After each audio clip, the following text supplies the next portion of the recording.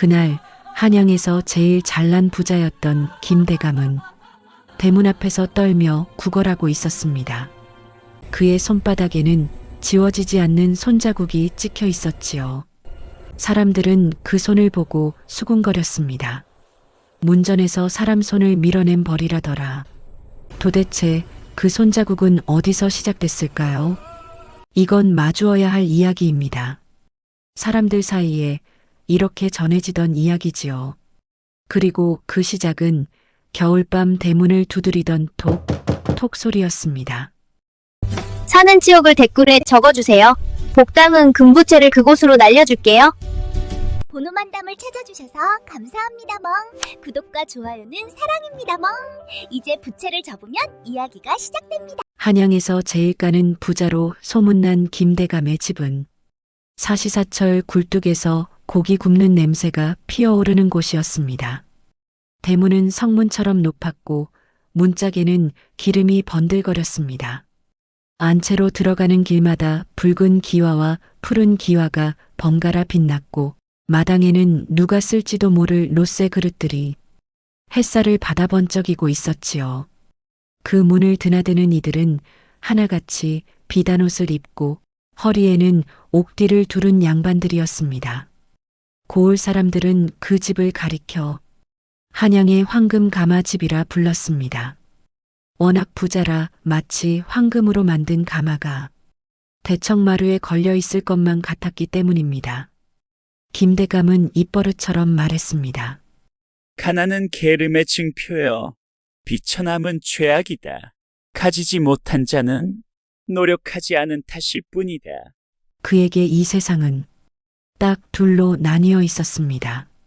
가진 자와 못 가진 자, 그리고 못 가진 자에게 건네줄 온정 따위는 한 줌도 남아있지 않았습니다.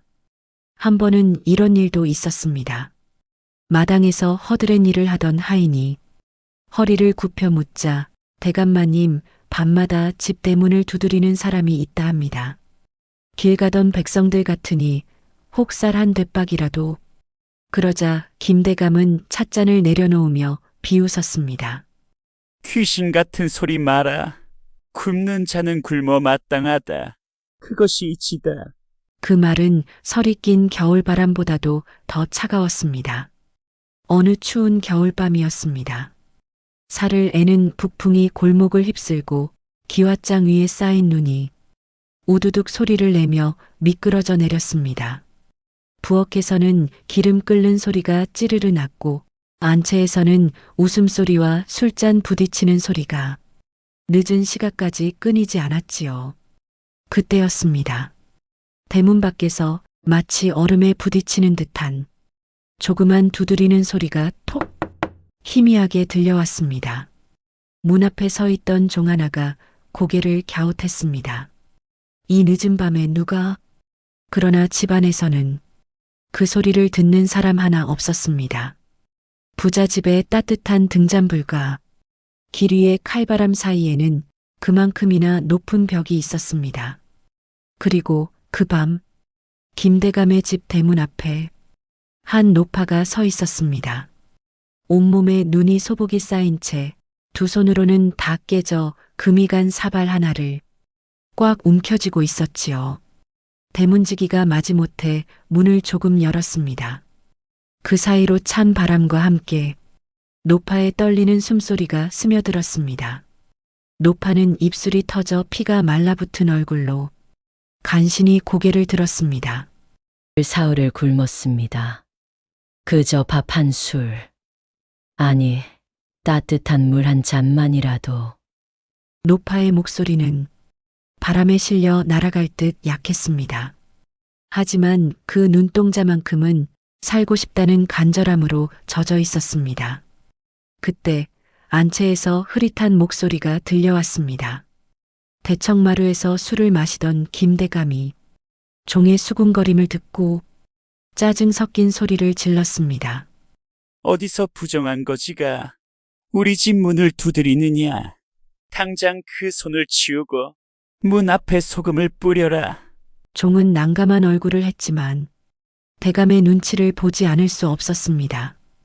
노파가 도포 자락이라도 잡으려 손을 뻗는 순간이었습니다. 대감마님, 제발. 죽기 전에 뜨뜻한 국물 한 모금만.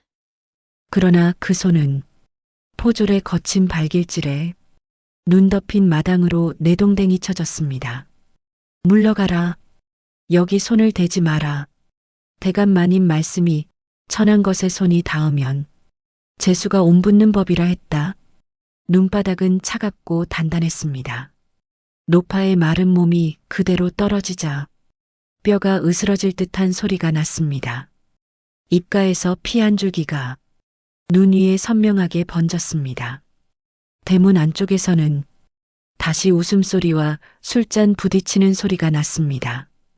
방 안의 온기와 고깃국 냄새는 그대로였지만 문 밖의 노파에게는 아무것도 닿지 않았습니다.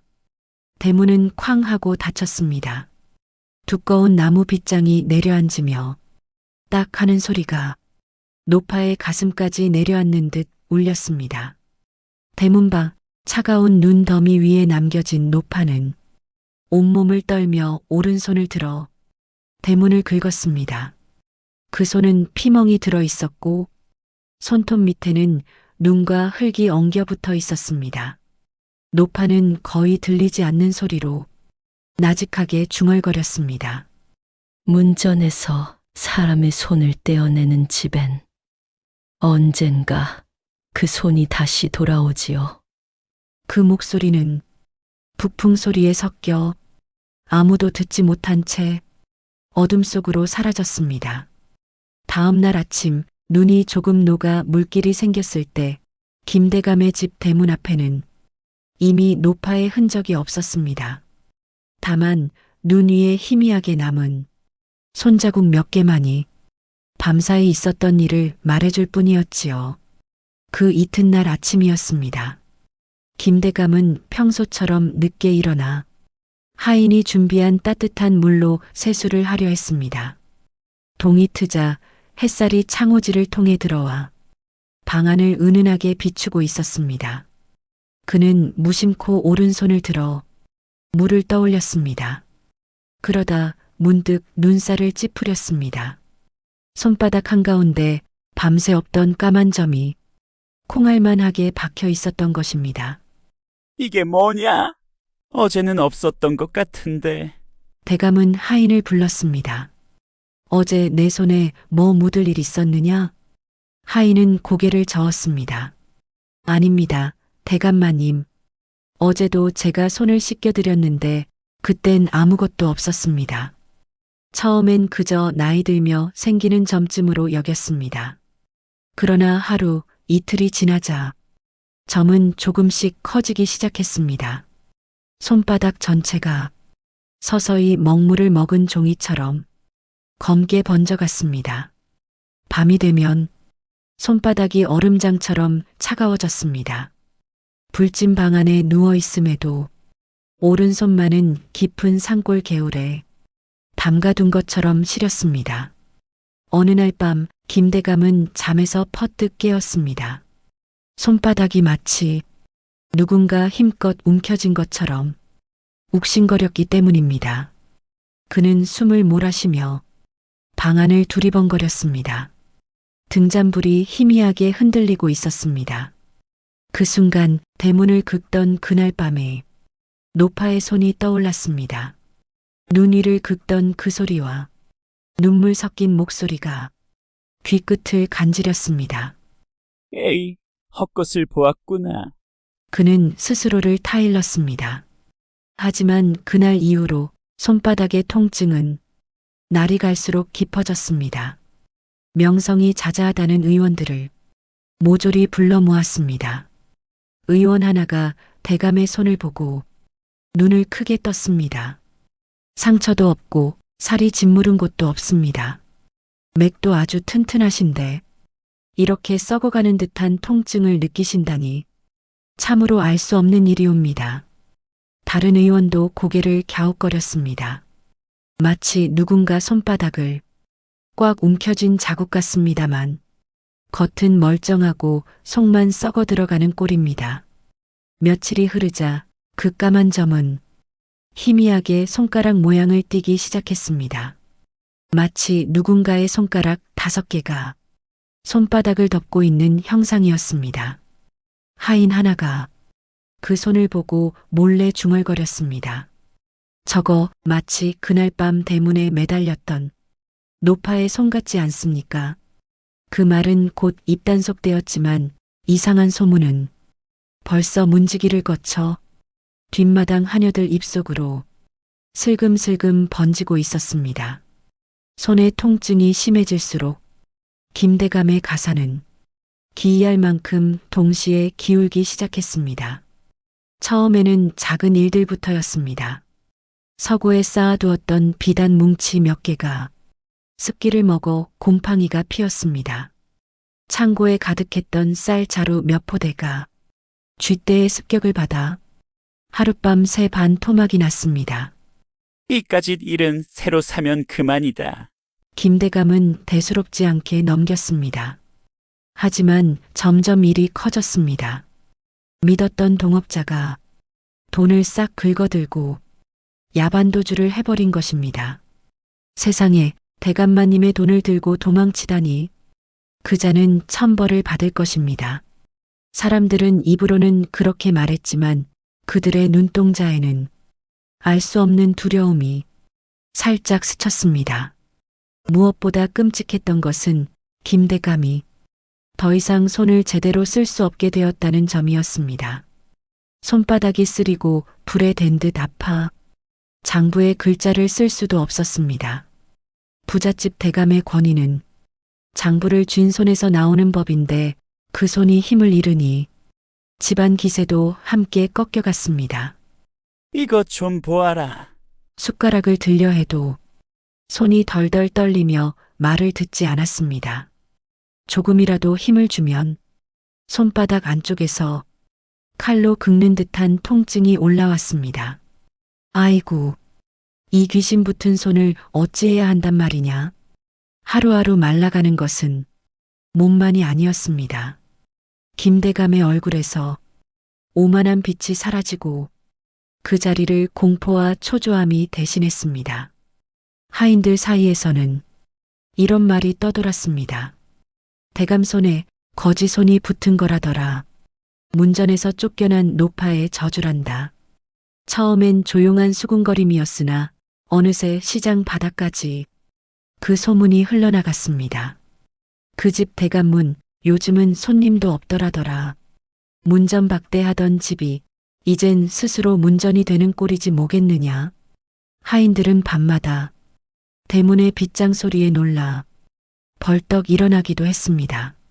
누가 문을 두드리는 것도 아닌데 신경이 곤두선 탓이었습니다.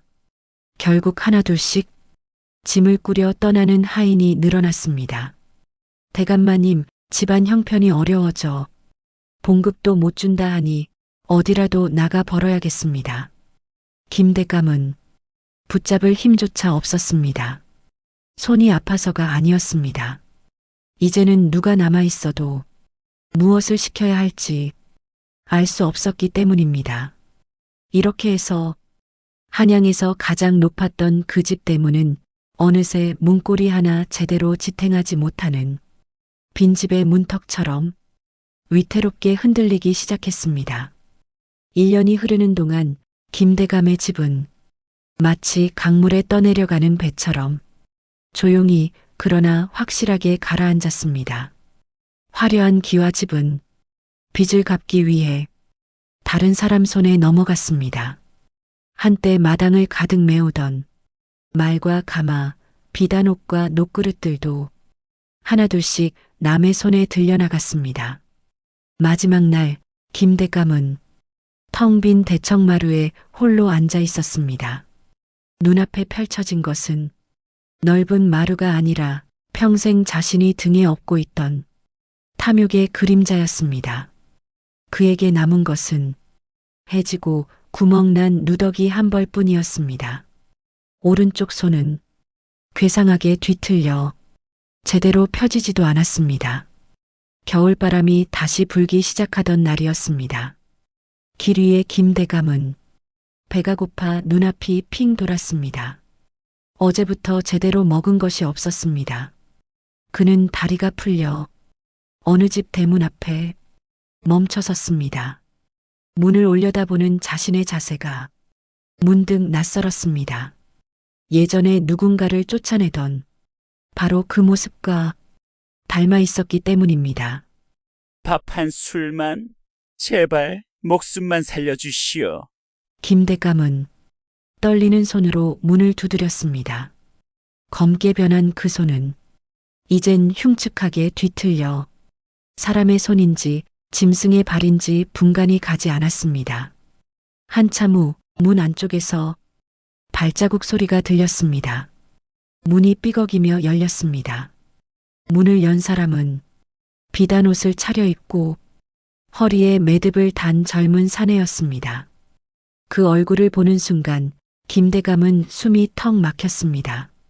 10여 년 전 자신이 농사짓는 땅에서 쫓아냈던 가난한 소장농의 아들, 수차례 세금 감면을 부탁하러 왔다가 문전에서 꾸짖음만 듣고 돌아가던 그 사내의 얼굴이 눈앞에 겹쳐 보였습니다. 너는 입이 제대로 떨어지지 않았습니다. 젊은 사내는 잠시 김대감을 바라보더니 천천히 고개를 끄덕였습니다. 예, 대감마님. 예전에 들판에서 허리가 부러지도록 일하던 그 집 아들입니다. 대감마님 덕분에 남의 땅에서 쫓겨난 뒤 죽기 살기로 장사해서 겨우 이 집 하나 마련했습니다. 그 말 속에는 원망보다도 씁쓸한 체념이 더 많이 섞여 있었습니다. 젊은 사내는 잠시 말없이 김대감을 바라보았습니다. 그 눈빛 속에는 과거의 상처와 지금의 연민이 묘하게 뒤섞여 있었습니다. 그러더니 뜻밖에도 문을 닫지 않았습니다.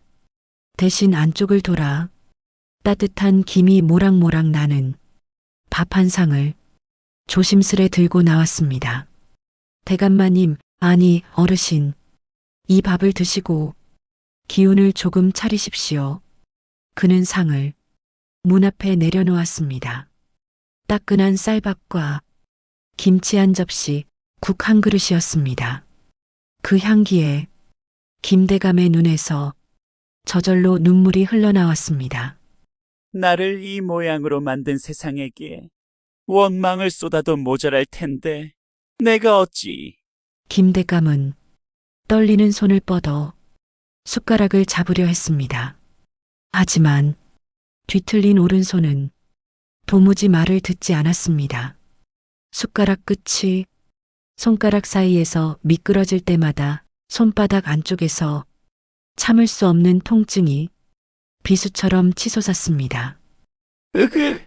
뜯어낼 수 없는 노파의 손자국이 손목을 힘껏 꺾는 듯 했습니다. 그는 왼손으로 잡아보려 했지만 왼손이 숟가락을 들어 올리는 순간에도 오른손은 마치 보이지 않는 쇠사슬에 묶인 것처럼 온몸을 뻣뻣하게 만들어버렸습니다. 그때였습니다. 김대감의 귓가에 낯익은 목소리가 속삭이듯 스며들었습니다. 너는 남의 손을 잡아준 적이 없으니 이제 너의 손도 너를 돕지 않을 것이다. 그것은 분명 그 겨울밤 대문 앞에서 떨리던 노파의 목소리였습니다. 젊은 사내는 그 표정을 보며 천천히 입을 열었습니다. 어르신, 예전에 저희 아버지가 대감님께 빌 때 저는 문 밖에서 그 소리를 다 들었습니다. 사람이 사람에게 손 한 번 잡아주지 못하느냐 하시던 아버지 목소리가 아직도 귓가에 남아 있습니다. 김대감은 쓰러질 듯 고개를 떨궜습니다. 그때 나는 너희 손을 뿌리쳤지. 손이 닿으면 재수가 움붙는다고 헛소리를 하며. 그는 그제야 깨달았습니다. 자신이 박대한 것은 그저 노파의 손, 소장농의 손이 아니었습니다. 굶주린 이들에게 한번 내밀 수 있었던 자신의 마지막 인간성, 마지막 따뜻함을 스스로 잘라냈던 것이었습니다. 이제는 자기 손조차 자기 편을 들어주지 않는 신세가 된 것입니다. 그는 밥상을 앞에 두고 오열했습니다. 한 번만 누군가 내 손을 따뜻하게 잡아주면 좋겠구나. 하지만 젊은 사내는 그의 손을 잡지 않았습니다. 대신 조용히 숟가락을 집어 그의 입으로 가져다 주었습니다. 손 대신 입이라도 쓰셔야지요. 살아있으신 동안에는 그 말 속에는 잔인하지도 달콤하지도 않은 담담한 진실이 담겨 있었습니다. 남의 손을 잡지 않던 삶은 이제 남의 손에 먹여져야만 버틸 수 있는 나날로 되돌아온 것이었습니다. 그날 이후로 김대감은 돈도 집도 사람도 없는 몸으로 거리를 떠돌며 살게 되었습니다. 그러나 이상한 일이었습니다. 몸은 망가질 대로 망가졌고 입으로는 늘 죽고 싶다는 말을 달고 다녔지만 정작 죽음은 쉽게 그를 데려가지 않았습니다. 그의 오른쪽 손바닥에는 여전히 선명한 손자국 하나가 남아 있었습니다. 검붉은 얼룩으로 손가락 5이 찍혀 있는 모양이었습니다. 어떤 날은 그 손자국에서 차가운 기운이 올라와 팔 전체를 휘감기도 했습니다. 그가 스스로 음식을 집어먹으려 할 때마다 그 손자국은 손목을 비틀어 버렸습니다. 편히 잠들려 가슴 위에 손을 얹으면 갑자기 심장이 쪼여드는 통증이 와서 헐떡이며 잠에서 깨곤 했습니다. 저 손이 문전박대한 손이라네. 살아서도 죽어서도 떼어낼 수 없는 벌을 받은 게지. 사람들은 길가에 앉아 괴상하게 꺾인 손을 들고 허공을 더듬는 노인을 보며 수군거렸습니다. 어느 겨울밤 골목 어귀에서 아이 하나가 겁에 질려 울고 있을 때였습니다. 그 아이는 길 위에 쓰러진 김대감을 보고 엄마 치마폭으로 숨어들며 말했습니다. 엄마, 저 할아버지 손 무서워. 아이의 엄마는 아이의 눈을 가려주며 작게 중얼거렸습니다. 남의 손을 밀어낸 죄는 언젠가 자기 손으로 받게 되는 법이란다. 김대감은 죽는 그날까지 누군가 자신의 손을 한 번만, 딱 한 번만 따뜻하게 잡아주기를 기다렸습니다. 하지만 흉측하게 뒤틀린 그 손에 먼저 다가가는 사람은 끝내 나타나지 않았습니다. 문전에서 남의 손을 박대하던 그 손은 결국 늙은 자신의 목을 꼼짝 못하게 올가매는 쇠사슬이 되어 마지막까지 그와 함께 남았습니다. 그리고 사람들은 긴 겨울밤 아이들에게 이 이야기를 들려주며 마지막으로 이렇게 물었습니다. 자, 오늘 너희가 누군가에게 내민 손은 어땠느냐? 따뜻했느냐? 아니면 차가웠느냐? 그 물음은 김대감의 집 대문 앞에서 떨고 있던 노파의 손처럼 오래도록 사람들의 가슴을 두드리고 있었다고 합니다. 오늘 이야기는 여기까지입니다. 전해지던 이야기는 이렇게 한밤의 말이 되었습니다. 다음에도 조선 사람들의 이야기를 조용히 들려드리겠습니다.